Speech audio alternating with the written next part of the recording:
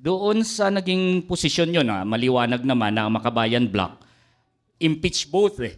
Dalawa. Impeach si Marcos, impeach si Duterte, and I'm pretty sure naggagalit din siguro sila, puprotesta sila, bakit binasura ang impeachment kay Marcos. So that relates to double standard. Do you take the same position as the Makabayan Block? Na since ito ay pinag-uusapan naman natin ang public office is public trust, kung i-impeach nyo si Sara, dapat impeach nyo si Marcos. So if those conditions will obtain, are you okay now na matuloy ang impeachment kay Sara Duterte? Una, ang sinabi ko na nga from day one, openly sinabi ko, I respect the position of the Makabayan Block and they are being consistent. Okay sa akin yan, respetado ko yung position na yan. During the filing nga nung kay BBM, tumatawag ako sa kanila. Ano ba nangyari? Hindi daw tinanggap, nagko-coordinate ako. Para malaman namin kung ano yung gagawin namin. Pero ako, tingin ko talaga, and I'm not referring to the Makabayan Block, I'm pointing to the administration. Political tong ginagawa nila kay VP Inday Sara. Dahil from day one, ang sinasabi ko nga, huwag natin idamay ang Makabayan Block because Makabayan Block, whether the administration will point to her or not, will file that case. Kahit na kayong administration, finailan nila yung case. So, consistent. Ang ayoko yung ibang grupo. Nag-file doon kay VP Inday, pero doon kay Presidente, hindi. Pwede mo bang mapangalanan ng grupong yon? Hindi, nakita naman sa video eh. Pero kasi, di ba, ang linaw. Political para sa akin 125 million pesos, hindi naman pondo ng Vice President yun. Binigay ng Presidente kay Inday Sara. Ang may violation pa doon ng Constitution is the President himself. Because contingent fund yun. Pagkatapos of the 125 million, nabusisi, hindi, again, I'm not referring to people, but yung Kongreso, binusisi, talagang tinira nila. Ang sabi lang naman ng teka lang, pending pa to sa Commission on Audit. And then, if you look at the other confidential funds, and I'm referring to the confidential funds of the President, may 2.5 siya noong December 2022, tapos along 2023, 2024, 5 billion. So, kung magbubusisi, busisiin natin yung lahat. And then, if we look at the problems of the different corruption of the different agencies on unliquidated, wag mo ng corruption, unliquidated funds. Kasi yun naman ang kanyang naging problema, yung liquidation process. Sabi ko nga, DPWH lang Kung 100 billion, meron yan. DOH, 50 billion, meron yan. So, pag dumaan tayo sa isang impeachment process, ang tanong, ito bang taong to makapagsilbi pa ng tama sa amin? Diba? Ito ba may gagawa pa sa amin? So, nakita mo tong isang murder. Talagang pumatay. Billion, trillion ang ninakaw. Itong isa, sinabi niya, oy, teka lang, mali yung ipinasa mong papel. Ayusin mo yan kasi kung hindi, illegal yan. Ganun yung nagiging diferensya dito Hindi pa siya, in fact, even in the process of COA, there is a process of conviction.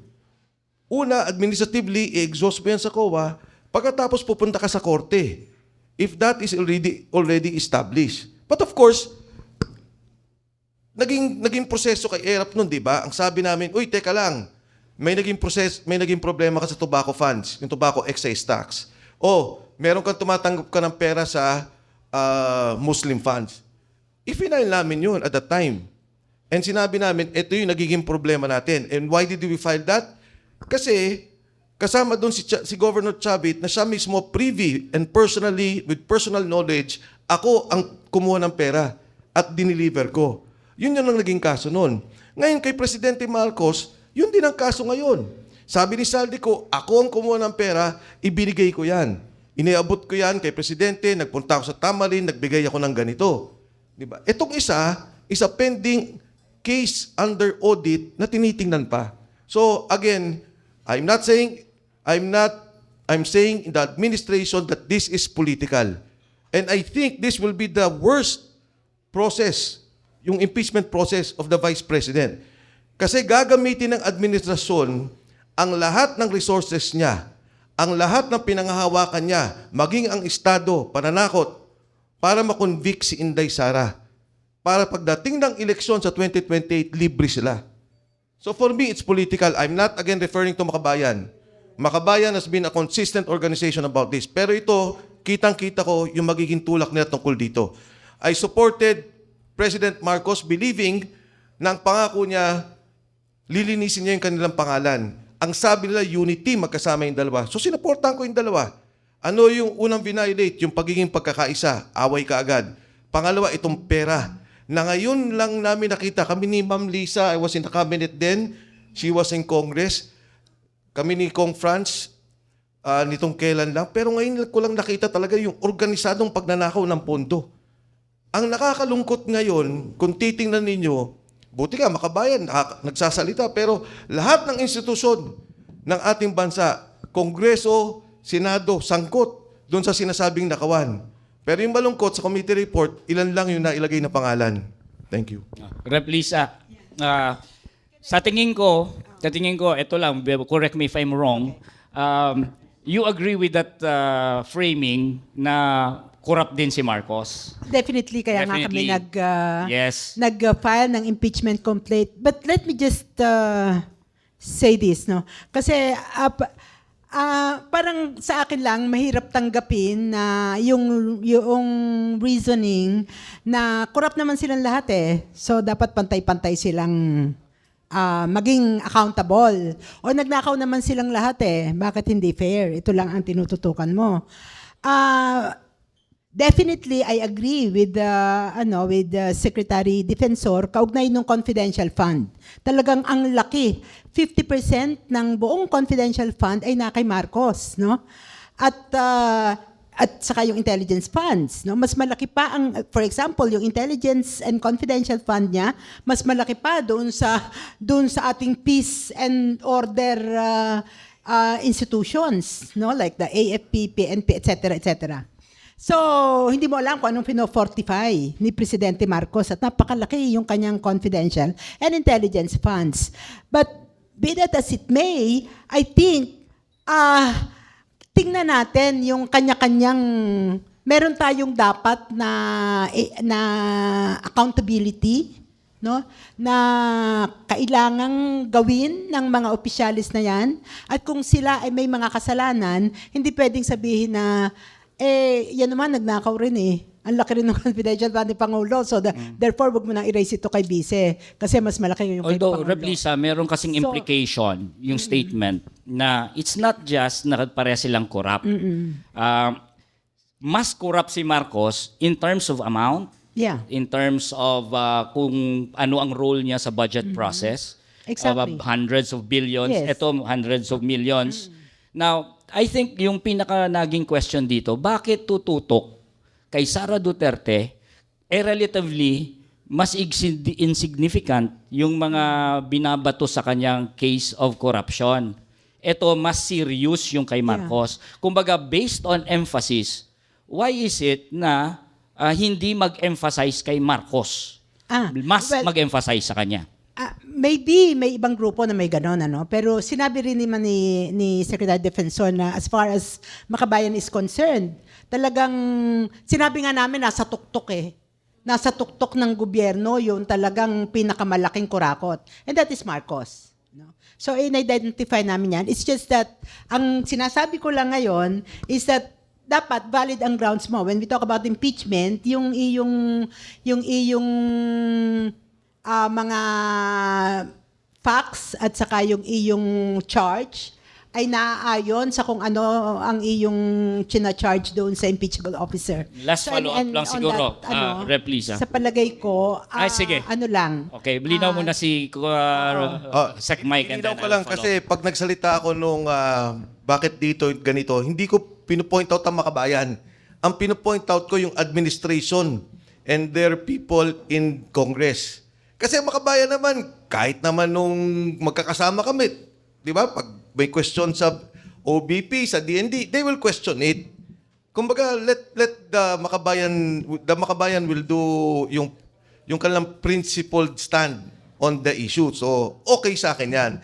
Ang sinasabi ko, yung administration and the House and yung mga tao nila sa loob ng Kongreso. For example, nung nagtanong ng intelligence funds kay Vice President, nung hindi pa magkaaway, tuloy naman eh. wala namang problema eh. Di ba? Baka Bayan Black would continue their questioning, okay yan.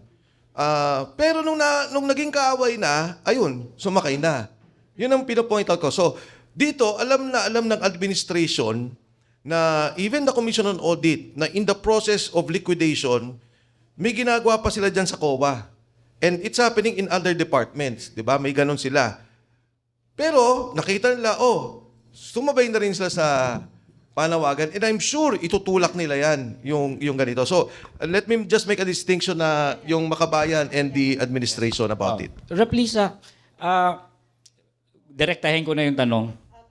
Do you find it equally important na both si Marcos at si Sara ay ma-impeach? Kasi the way it is framed by Sec Mike, correct me if I'm wrong, mas mabigat yung kay Marcos eh.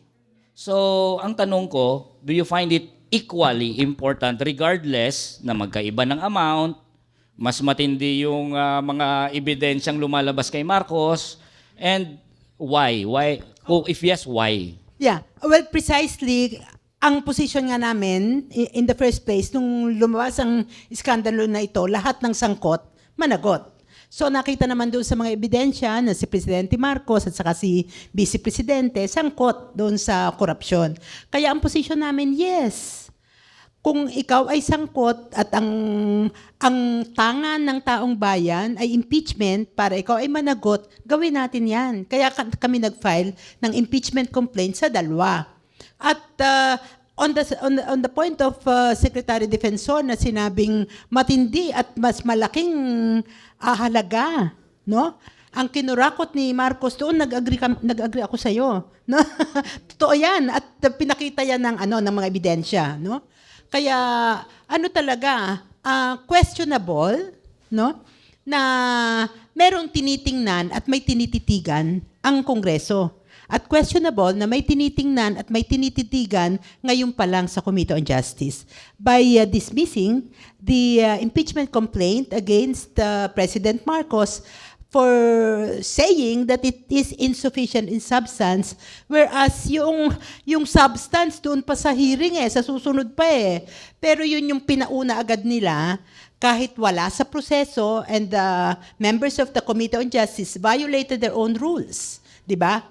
Para, ang tingin namin na rason dyan, para hindi lumabas kung gaano katindi, kung gaano kalalim, at kung gaano kalawak ang involvement ni Presidente Marcos sa korupsyon. Kaya ayaw na nila yung next part na kung saan doon maglalabasan ng mga ebidensya. Okay, I'll get this out of the way lang, yung nakabinbin na sabi ko na sa inyo, Teacher Franz, na tanong, para I'll just masagot nyo na. Kayo ay edukador. At itong impeachment case kay Sara Duterte ay relating to the fact na siya ay DepEd Secretary at merong mga confidential funds sa loob ng Departamento ng Edukasyon. Anong tingin ninyo? Yan ba ay necessary na magkaroon ng confidential funds ang isang Department of Education Secretary? At bakit kailangan? So, yun nga yung nakakatawa, no? Unprecedented. Ito, no, sa panahon ni BP Sara, nung Education Secretary siya, na nagkaroon ng 150 million na confidential funds. Never yan na nangyari sa Department of Education. Kasi alam naman natin ano yung confidential funds, ano, saan to ginagamit. At kung ang may kailang na magkaroon ng ganyan, yung mga security agencies natin. So, yun pa lang, no? Ano yung purpose ng 150 million na ni-request para sa confidential funds ng Department of Education? Kaya nga nung binusisi yan sa good government, nakita natin na gumamit ng mga falsified na mga documents para nga i-justify. Yung sinasabi nilang, ano ba yung mga dahilan? Meron daw mga komunistang teacher, mga bata daw na nire-recruit, etc. Yung mga ganon yung narinig namin na na mga paliwanag. At hindi naman ito na substantiate din nung paano ginamit itong 150 million. Kaya kami ay talagang hindi kami naniwala, no? Hindi pwedeng ma-justify yan doon sa mga sinasabi lang. At yun na nga, nakita natin, naglagay ng humingi ng mga peking accomplishment report from the AFP. Pero sabi nga ng military na nandoon, hindi naman daw gumamit siya ng confidential funds. Hiningi lang ni Michael Poa, dating USEC, para i-justify yung 150 million. Kaya, ito, yung 150 million na to, nasayang lang eh. Dapat nagamit ito doon sa mga kakulangan natin sa edukasyon. Okay, follow up lang din, Teacher Franz. Alam naman natin na merong whole of nation approach pagdating doon sa counter-terrorism, ganyan. So hindi lang naman DepEd ang merong confidential funds, ibang mga ahensya ng gobyerno as a result of that whole of nation approach. Hindi kaya justified yung confidential funds na yon dahil ang utos ay whole of nation approach pagdating sa counter-terrorism. And therefore, meron ng DepEd, meron ng Department of Labor, meron ng DILG. Hindi kaya justified yun doon sa ganyang bagay? Well, kung ma-justify nila sa ang mga activities mahalaga kasi ma-justify nila anong mga activities ng DepEd. Kasi dun sa nakuha naming dokumento, Attorney Luke, parang copy-paste lang ito nung ginawa nila sa Office of the Vice President. Kung makikita natin yung mga documents. Kaya hindi naman na-satisfy ng Department of Education yung paggamit itong 150 million. So, whole of the nation approach, yung tinitignan nila na pag-counter doon sa di ba sinasabi na counter-insurgency. Pero ano ba yung binigay nilang mga dokumento? Paano nila pinatunayan na kailangan ng DepEd yan?